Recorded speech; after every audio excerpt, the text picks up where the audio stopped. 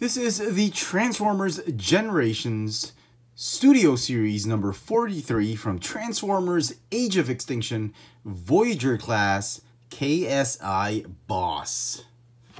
Here's a quick look at the packaging. There you go. Pretty cool. I picked up this figure at Our Toys. Let's get him out of packaging. So the figure comes with this really nice diorama insert. If you remember that battle in China, that's that scene. And here is the figure out of packaging, and he looks great. It's a brilliant redeco of a previously released mold. Now, if the mold looks very familiar, that's because this figure was originally released as Nitro. In the Age of Extinction toy line, and repainted in the Studio Series as a Thundercracker, which I'll show you later, and then now as KSI Boss. So let me show you a little bit more details on this figure. Now, if you want to be technical about it, let me just give you a background on the figures. I don't have my Nitro anymore, or Nitro Zeus figure anymore. If you remember, this is what the Nitro Voyager class figure looked like, and they just did the exact same mold. They didn't change anything. They just gave it some premium paint apps. Even the head sculpt, they didn't change much. They didn't remold it or anything like that. They just gave it a different treatment to make it look like KSI Boss. So, who is KSI Boss? This is Nitro Zeus, if you remember, a derivative of Shockwave. They also had another character, which is also a derivative of Shockwave, and that's KSI Boss. If you blink, you miss him. He's a blink, you miss him type of character. He's right there behind, I think this is Stinger, and he's right there peeping. And if you weren't paying attention, you'd probably miss out on him. Now, this is the sort of CGI render of KSI Boss. As you can see, he's nothing like Nitro. He shares the similarities in the body and with the derivative of Shockwave, but he has that electro whip, and he looks more like a bull with those horns, and he doesn't look anything like this. And if you want to, again, be more technical about it, this is their difference. KSI Boss is a little bit bigger, much slender than, or less kibble than the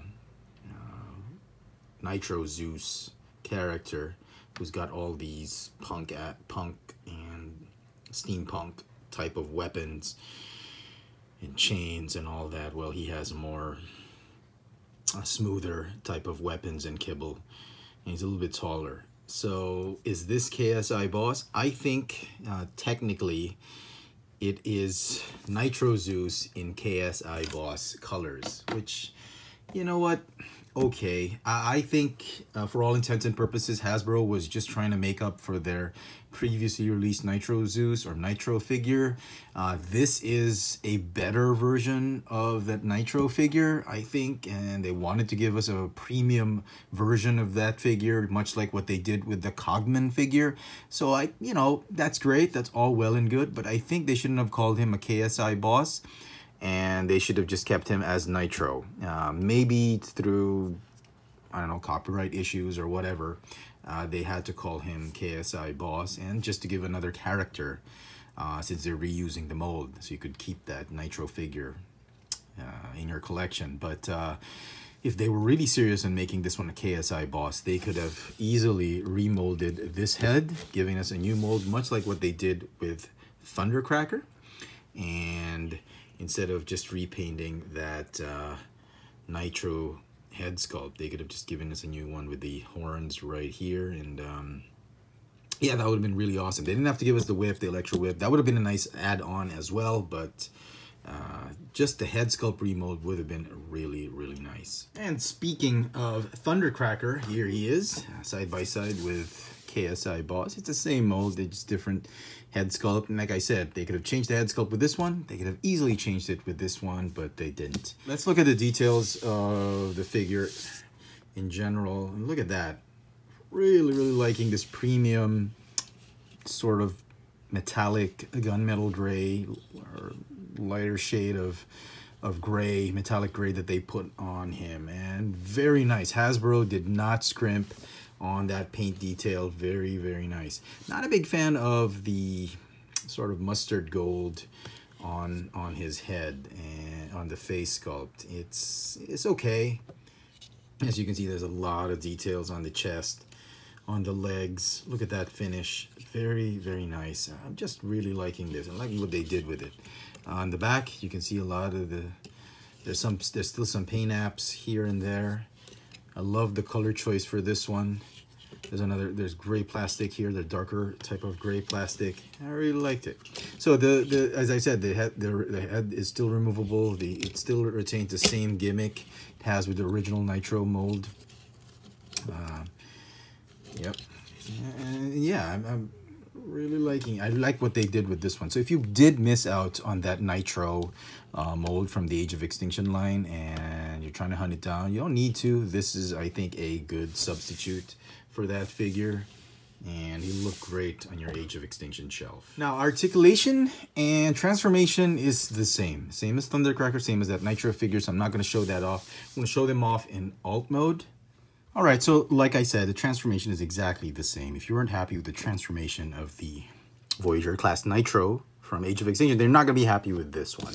I left it at this stage because I wanted to show off a few points I wanted to mention in particular. So this one is a nose cone first. Yes, it's still a pain to actually just pop that thing, lock it in place like that. It's still, they still haven't figured out how to do it. They didn't tweak it or anything like that. So it's still not a perfect fit. It's not like 100% flush fit. You have to just shove it inside there and hope that, you know, it stays in. And yeah. And one last thing I wanted to say in transformation is the wings. If you've watched my Nitro review, you know how annoyed I was with this. And, you know, just to manage my expectations or your expectations, they didn't change anything.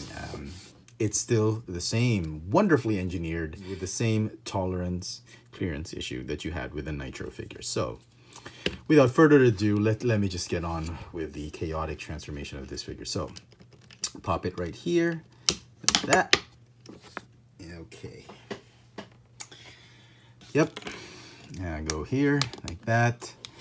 I mean, it's such a simple issue. They could have adjusted a few things here and there, and no. Hasbro says, you know, they just take it or leave it. That's what happened here.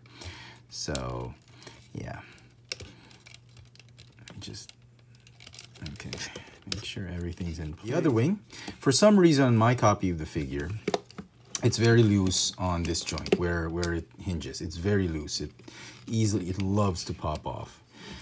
So let me see if this one will work. Okay, just slowly inch that. And no dice, just really horrible engineering. So this one in particular is very loose for my copy. I don't know why. It's the left wing on his left shoulder or scapulae. So just check yours if that's pretty loose, but because mine, it just loves to pop off. So crazy, but still. Okay, so let me see if I can just tab everything in. And there goes that nose cone I was mentioning. Okay. All right. I don't know why they could not have fixed this. It's such a simple thing. You just remold this thing or what, but I guess it was too expensive to do that, so they kept it like that. And then finally the missiles. You can still drop them here. Same color as the wings. Could have been black, could have been silver, but they chose the same colors. That's fine. And there you go. There is Nitro or KSI Boss in his jet mode, alt mode. Very nice. I actually like it. I love the way it looks. I mean, if you get it to this point of the figure, to get him into this mode, it's absolutely wonderful. I love the muted gray, that gunmetal, metallic gunmetal gray, or silverish gray paint apps that they have on him. Very, very nice. Really loving it. And for size comparison, Ha, you thought I was going to bring out Thundercracker. Nope. I wanted to bring out Starscream. You can see the heft of this guy compared to Voyager class Revenge of the Fallen Starscream. Yeah. So, okay, well done. Just wish they could have fixed that little bit of engineering. So some final thoughts on the figure. I think it's a great figure. Hasbro, I think, more than made up with this figure for that previously released Nitro figure. They gave it that really nice premium treatment. I just wish they could have given us that more accurate KSI boss, the KSI boss head sculpt with those bull horns and all that. Maybe given us a small whip, electro whip accessory that you could just slap on or attach to this cannon. Even if it was like a corny, puny, translucent blue whip. I mean, I wouldn't have minded that. I mean, that would have made this figure significantly different from the Nitro figure that we've gotten. But as it is, to me, this is a Nitro Zeus figure that kind of has some paint apps that makes him look like KSI boss. But yeah, if you missed out on that old Nitro figure and you're trying to complete the Studio Series line, this figure is an absolute must-have. I think it's a great pickup. The figure is going to get a 9.5 out of 10 for me. So I hope you've enjoyed this little video review. If you did, please let me know in the comments section below. Let me know what you think of this figure. Please hit that notification bell so you never miss out on any of my new videos. This has been the Transformers Generations Studio Series number 43 from Transformers Age of Extinction Voyager class KSI boss, who's actually Nitro. Thanks for watching.